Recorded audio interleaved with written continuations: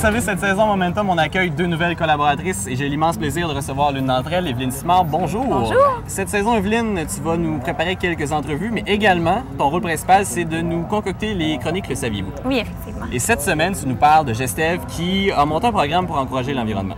Oui, c'est-à-dire que l'équipe du Vélérium 2010 a monté un plan d'action afin de poser le plus de gestes verts pour l'environnement. Leur campagne publicitaire se nomme « Parcourir avec nous les sentiers gestes verts » et celle-ci vise à sensibiliser tous leurs partenaires ainsi que leurs visiteurs. Pour comprendre un peu mieux, en fait, qu'est-ce que c'est, je vais vous donner quelques exemples d'actions plus concrètes qu'ils ont faites. Puis selon moi, la plus importante est en fait de minimiser la production de déchets et de s'approvisionner de façon responsable, c'est-à-dire en privilégiant l'économie locale. Ça englobe en fait des gestes comme commander des produits locaux frais et en vrac, en distribuant des repas format buffet. Aussi, pour la première fois, on essaie ici une méthode de compost de déchets d'aliments. Également, l'équipe a pensé installer un petit coin détente geste vert afin de conscientiser leurs visiteurs. Aussi, on peut aussi voir durant toute la fin de semaine à des endroits stratégiques des douches à vélo qui sont une expérimentation en fait aussi de l'équipe de Gestev afin de récupérer le plus d'eau possible dans ces endroits-là. Puis aussi, un geste qui est très important est que tous les responsables, l'équipe technique ainsi que les bénévoles sont logés dans un périmètre de moins de 10 km, puis 90 % d'entre eux sont logés ici même sur le site.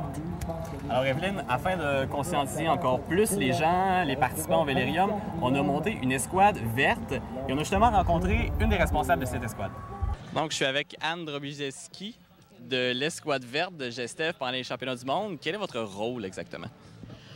L'escouade verte, c'est surtout pour sensibiliser les gens au niveau de l'environnement, mais aussi sur le développement durable, comment les installations ont été un petit peu modifiées cette année. On encourage aussi la production locale. Par exemple, les ponts en bois sont fabriqués avec des copeaux de bois. Je pense que je ne dis pas trop de bêtises, mais ils sont fabriqués à Chibougamau.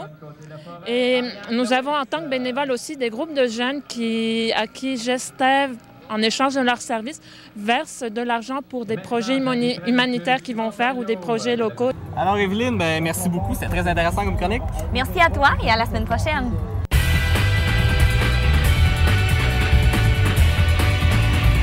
Autre nouveauté cette saison Momentum, on accueille une autre nouvelle collaboratrice, physiothérapeute ici chez PCN à Beaupré, Isabelle Trottier. Bonjour. Bonjour. Ça va bien? Oui, ça va bien, toi aussi? Merci, oui.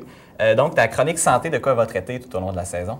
Nous, ce qu'on va faire, on va cibler pour chaque sport que vous avez choisi des problèmes qui peuvent survenir, qui sont liés à la physiothérapie. On va en parler, expliquer ce que c'est, puis on va aussi regarder qu'est-ce qu'on peut faire pour prévenir ou pour régler ces problèmes-là sans avoir nécessairement à consulter.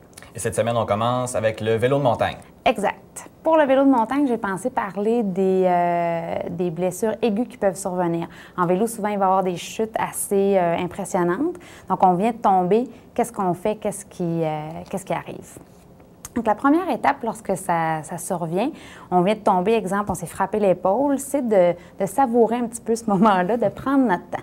Avant de se relever, souvent, on veut se relever rapidement, sortir de la piste. Oui, il faut éviter le danger, mais il faut aussi se demander, bon, est-ce que mon articulation est encore bien droite? Est-ce qu'il y a un saignement important? Est-ce que je me sens bien? Est-ce que je me suis fait mal ailleurs? Est-ce que je suis étourdie? Fait que toutes des choses où il faut prendre le temps là, de vérifier ce qui se passe. Par la suite, ce qu'on va faire, il y a un mot mémotechnique pour s'en rappeler, c'est RICE, R-I-C-E. R pour repos. Donc, on va mettre l'articulation au repos. On va immobiliser. On va utiliser une compression au besoin, surtout quand c'est les extrémités. C'est des parties du corps qui ont tendance à enfler un petit peu plus. Fait qu'on va aller mettre un bandage élastique. Et E pour élévation. Donc, quand on arrive à la maison, on va essayer d'élever le membre pour éviter l'enflure. Puis dans RICE, il y a le mot ice, donc de glacer. Ça, c'est ce qu'on va faire pour les 24 à 48 premières heures. Justement, souvent, on se demande, est-ce que c'est mieux de mettre de la glace ou du chaud sur la blessure, d'après toi? Oui, c'est une question qu'on me pose très souvent. Pour les 2-3 premiers jours, on n'a pas à se poser la question. C'est de la glace qu'on veut appliquer à environ 15 minutes. Au début, on peut le faire environ 11 heures, puis plus ça va, plus on peut espacer les moments où on glace. Si c'est plus enflé, bien, on garde ça un petit peu plus rapproché. Après 3 jours, là, c'est un petit peu plus nébuleux. OK, on entend un petit peu de tout. Moi, je dis aux gens, faites ce qui fonctionne pour vous. Si la chaleur soulage bien, allez-y avec la chaleur. Si c'est plutôt la glace avec le côté analgésique, allez-y avec ça.